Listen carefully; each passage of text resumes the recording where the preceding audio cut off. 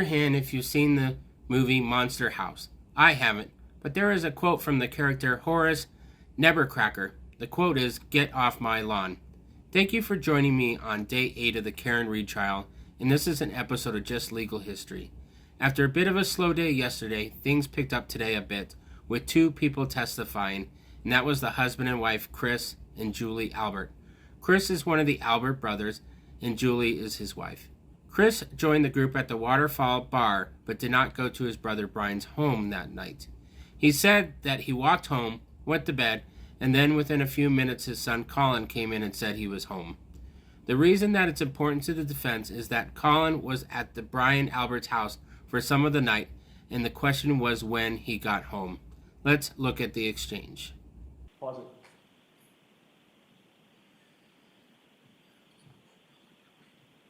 Oh, there we go. My co-counsel is much better at this than I am. Do you know who that person is who's leaving the bar at this point at 12:13 and 43 a.m.? Christina, it might be better without that spotlight. Okay. Can you see it now? That's fine. Yeah. I believe it's me. Continue, please.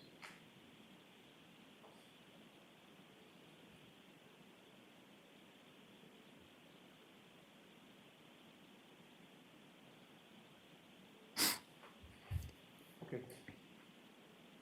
You can take that off the screen. So, having now viewed that video with the timestamp of 12:13 and about 43 seconds or so, does that refresh your memory as to when you left the waterfall? Yes. That would mean it would have been impossible for you to get home to Maple Street by 12:05 or 12:10, correct? Correct. Now, it was about maybe a 7-minute walk home. Would you agree with me? From Waterfall to Maple? No, I said 7 minutes from D&E to Waterfall. Waterfall to Maple's probably less than 5 minutes. So it's your testimony that D&E is closer to the waterfall than the waterfall is to Maple Street?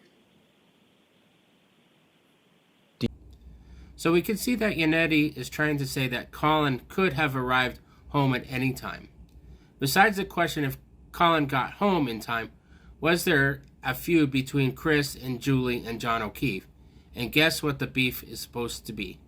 Walking across the lawn. And hence the reference to the Monster House movie, where the character says, "Get off my lawn." Chris even talked about how they referred to John as "Get off my lawn guy." So let's look at another clip regarding this. And offer those a fair and accurate representation of the photos that you took? Yeah. All right. I would offer those, Your Honor. All right, any objection? No, Your Honor.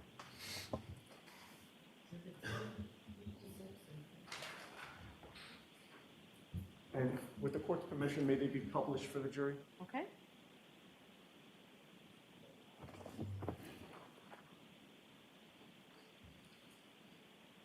With regard to that first photo, is that, well, first of all, whose house is that in the background? That's John's. And that is you on the right and your wife Julie on the left? Correct. We have the second photo, please.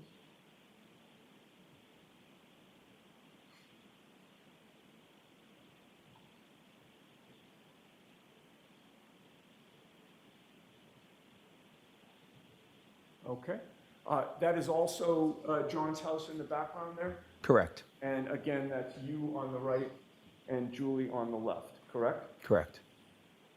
Okay, we can take that photo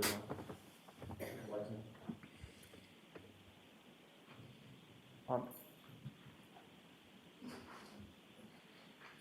Now, would you agree with me that those photos give some context to the text that you sent him on January 28th when you were trying to get him to come out and you threatened to, quote, fuck up his lawn if he didn't come out that night?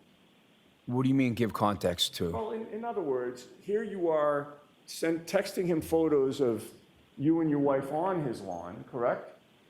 Yes. And that's a common theme that explains the January 28th text where you were threatening to fuck up his lawn, correct? Objection, Your Honor.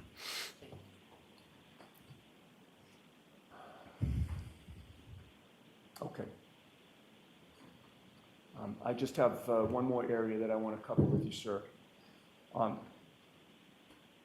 You previously confirmed that when you walked in your door on January 29th of 2022, after coming home from the waterfall, your son Colin was not home, correct? That's correct. At that time, you had no personal knowledge of where he had been that night, correct? That's correct. Since that time, you know that he was at your brother Brian's house that night, Brian Albert. That's correct. Your old home, correct? Where I grew up, yep. And you knew that address to be 34 Fairview Road. Old, not Colin, who was the one John got mad at for walking across his lawn. Will the jury buy that the other possible motive is payback for a brother walking across the lawn? So next up was testimony from Chris's wife, Julie. She didn't go to the bar that night, and she said she was at home.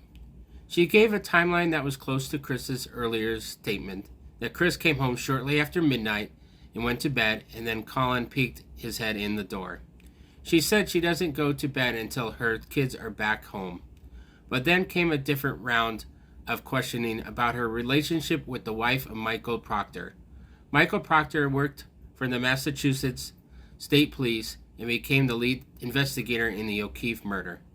Chris and Julie were good friends with him and his wife. Here is an exchange about how close they were. I don't recall. Were you using Courtney Proctor as an intermediary to communicate with Michael Proctor about this case? Objection. I'll allow it. No, I was not. Are you aware that between February 1st of 2022 and September 6th of 2022, you and Courtney Proctor spoke by phone 67 times? Objection. Were you aware of that? No, I don't know the exact count. Do you deny that you spoke 67 times? So over a several month period, there were 67 calls between Julie and Michael Proctor's wife. Yanati was arguing that Julie was using her friendship with the wife to get relevant information about the investigation of his client, Karen. He is saying that this is an inappropriate relationship. The questioning was continuing along this line when the judge called for the end of the day and for it to continue tomorrow. Tomorrow is looking like another hot day coming in. Stay tuned. Has your mind changed yet listening to the trial testimony? Thank you for listening to an episode of Just Legal History.